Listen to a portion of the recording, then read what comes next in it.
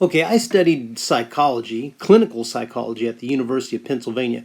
If y'all remember the American Psychological Association, when Barack Obama was campaigning, they actually issued a letter condemning Obama's camp for using psychological manipulation. And that's exactly what's happening right here. Let's look at this little subtitle here from CNN. Don Lemon to Trump. What is it about Obama that gets under your skin? So I'm going to show you exactly what they want you to think. And this is, in psychological terms, poetic. You know, the poet, he chooses carefully his words to emote certain emotions and certain ideas. And the psychologist, he or she has researched what exactly underlies this. What is the mechanism that causes someone to perceive things in a certain way? If you present somebody with two ideas, their mind will try to, it does this automatically. I myself wrote and conducted the experiment that proved this, that if you just give someone a bunch of words, they will automatically try to assemble a sentence, try to assemble a storyline, and they will visualize this storyline taking place. In psychology proper, they call this chunking. A person learns something, he puts a bunch of words together, and now they exist in a set. And there are psychological tricks you can use to determine if somebody you're interviewing for a job or maybe a grant that you can use to decide if this person is a racist or if this person has certain sentiments or ideas. Because you can use certain words that might possibly belong to a chunk, a set of racist terms in the mind.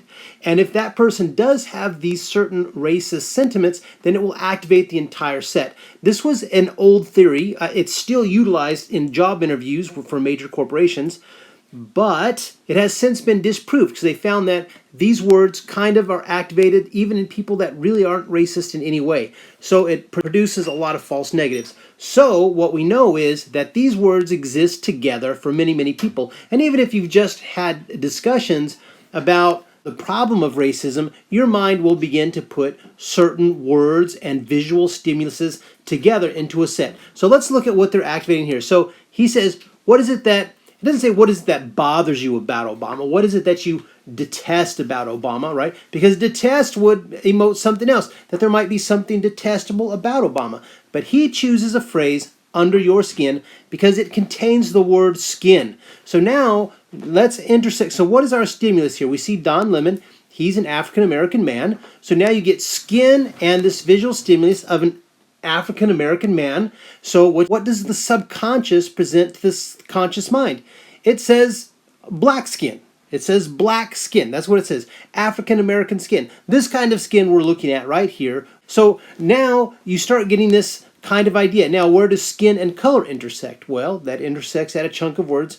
That includes racism, because that's something that is often brought together, skin and skin color and racism, in addition to religion and some other things. But in this case, we're exactly activating concepts of racism. So when someone sees this and they're presented with these stimulus, the answer that's going to come into their mind is going to be something like, well, it's because Trump doesn't like the color of his skin. Trump doesn't like Obama, not because of his horrid policies, the way he attempted to bankrupt the United States of America, because he closed down all the Christian activities that Trump brought back, because he allowed Michelle Obama's mother-in-law to come in and practice Santeria in the White House. No, not because of any of those things. He just doesn't like him because he's black. This is what they're doing. It's a cheap race card. And I feel sorry for this guy, Don Lemon, that he was told what to read, and it's this message. What do you not like? Well, what about Obama gets under your skin? So cheap, such a blatant ploy. It's people, this is what you call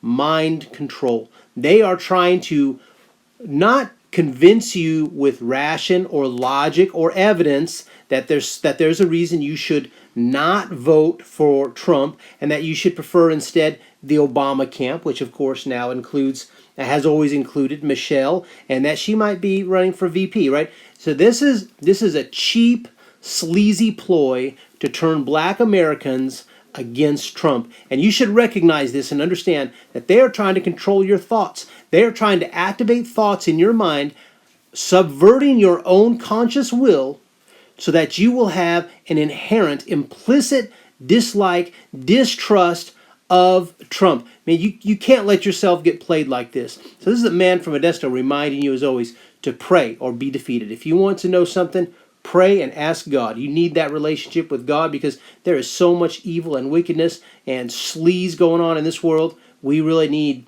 to remain close to God at all times. Keep your eyes on Jesus, my friends. Pray or be defeated.